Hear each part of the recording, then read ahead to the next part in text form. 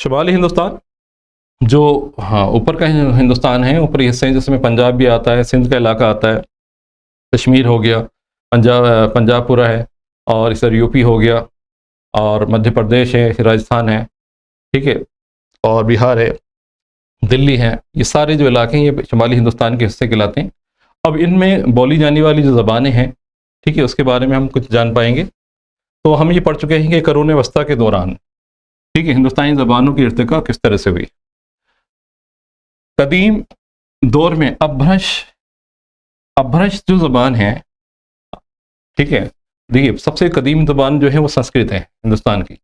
उसके बाद प्राकृत और पाली, और उसके बाद अपभ्रंश आ जाती है। अपभ्रंश क्या होता है कि जब संस्कृत में बहुत सारे बदलाव हुए, ठीक है, इलाकाई जो ज़बानें हैं उनके मेल से एक नई ज़बान का वजूद होता है, जिसे अपभ्रंश कहा जाता है, यानी बिगड़ी हुई ज़बान। अपभ्रंश के लफ्ज़ी मायने होते हैं बिगड़ी हुई ज़बान। लेकिन यहाँ में क्या, इसका मतलब है कि संस्कृत के साथ और जो इलाकाई जो ज़बानें हैं उनके अल्फाज जो इसमें शामिल हो गए वो अपभ्रंश हो गए। ठीक है, तो बाज़ इलाकों में तो नई शक्लें इख्तियार कर चुका है था या इख्तियार करने के अमल से गुजर रही थी। इन ज़बानों की इर्तिका दो मरहलों में हुआ है। बोली जाने वाली ज़बानें जिन्हें सिर्फ हम बोलते हैं, और एक दूसरी है लिखी जाने वाली ज़बान। एक होगी बोली जाने वाली ज़बान, दूसरी लिखी जाने वाली ज़बान। तो सम्राट अशोक के दौर की ब्राह्मणी तहरीर में बड़ी तब्दीलियाँ आ चुकी थी। ठीक है, अशोक के दौर के हरूफ तहज्जी नाहमवार और साइज के लिहाज से छोटे बड़े होते थे। लेकिन हर्षवर्धन के दौर में जो राजा हर्ष था, कन्नौज का राजा, उसने क्या करा कि हरफ तहज्जी जो है उसको हमवार करवाया, ठीक है, साइज के लिहाज से, और बाकायदा एक नई शक्ल उसने इख्तियार कर ली। तो इस तरह से अलग अलग जैसे मैंने बताया कि दौर में जो है ज़बान के ऊपर काम होता रहा। तो मुतालात ने दिखाया कि उर्दू के अलावा शुमाली हिंद के मौजूदा ज़बानों की सभी तहरीरें कदीम जो ब्राह्मणी जो रस्मुल ख़त है उसकी बुनियाद पर पड़ी है। ठीक है, जो ब्राह्मणी रस्मुल ख़त है आपका, जो कि अशोक के दौर से चली आ रही है, तो उसमें बदलाव होते रहे, और बदलाव होने के बाद आज हम जो देखते हैं जो हिंदी जो रस्मुल ख़त है आपका, वो उसी का एक शक्ल है आपकी। तो एक तवील और सुस्त रफ्तार अमल ने इन्हें ये शक्ल दी है। अगर हम गुजराती, हिंदी और पंजाबी देख लें, ठीक है, उसका मुआवजा करें उसके रस्मुल ख़त का, तो हमें आसानी के साथ इस बात को समझ में ये बात आ जाएगी। इस वक्त हम देखें तो हिंदुस्तान में 200 से ज़्यादा ज़बानें हैं, और इसी तरह उससे ज़्यादा बोलियाँ भी हैं। ठीक, इनमें से बाज़ जो है वसी पैमाने पर उसका इस्तेमाल भी किया जाता है। ठीक है, और कुछ जो है मखसूस इलाकों तक ही महदूद हैं। कुछ ज़बानें, ये बोलियाँ जो हैं कुछ इलाकों तक ही महदूद हैं, और इन सभी ज़बानों और बोलियों में सिर्फ 22 को हमारे आइन में जगह दी गई है।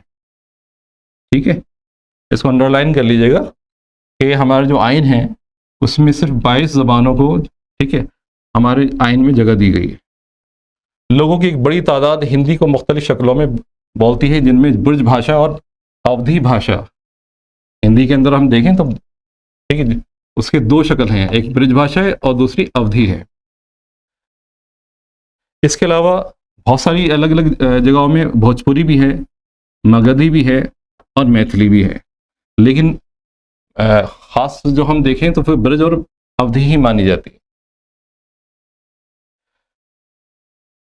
अब हिंदी जो है, अगर राजस्थान का जो इलाका है, जैसे राजस्थान और जो आगरा के आसपास के जो इलाके आप देखेंगे, तो यहाँ पे खड़ी बोली जो है बोली जाती है। ठीक है, हिंदी को खड़ी बोली के नाम से जानते हैं। तो अलग अलग दौर में हम देखें तो इसमें बहुत काम हुआ, चाहे वो सूरदास हों, ठीक है, बिहारी हों, और इसके अलावा, ठीक है, तो उन्होंने ब्रज भाषा इसका नाम दिया क्योंकि वो इसी इलाके से ताल्लुक़ रखते थे। तो उनकी जो ज़बान थी हिंदी ज़बान थी, लेकिन उसे ब्रज भाषा का नाम दिया, खड़ी बोली नाम दिया गया। इसी तरह रामचरितमानस जो है, जो तुलसीदास ने लिखी, जिसे रामायण कहते हैं हम, और इसी तरह से तो उनकी जो ज़बान थी वो अवधी थी। ये तो हिंदी, लेकिन उसमें बहुत सारे जो उसका लहजा है, डायलेक्ट है, वो अवधी कहलाता है। इसी तरह से विद्यापति, ये भी एक बहुत बड़े मुसन्निफ़ हुए हैं। ठीक है, इन्होंने जो इस्तेमाल किया है हिंदी का, ठीक है, तो इसमें जो अंदाज़ है हिंदी का वो है मैथिली। इसी तरह उर्दू की जब बात करते हैं तो अमीर खुसरो ये उर्दू के सबसे पहले शायरों में से हैं और इन्होंने अपनी शायरी में खड़ी बोली का इस्तेमाल किया है। यानी जो हिंदी की शक्ल है खड़ी बोली, उसको उसे ठीक है उर्दू में इस्तेमाल किया है।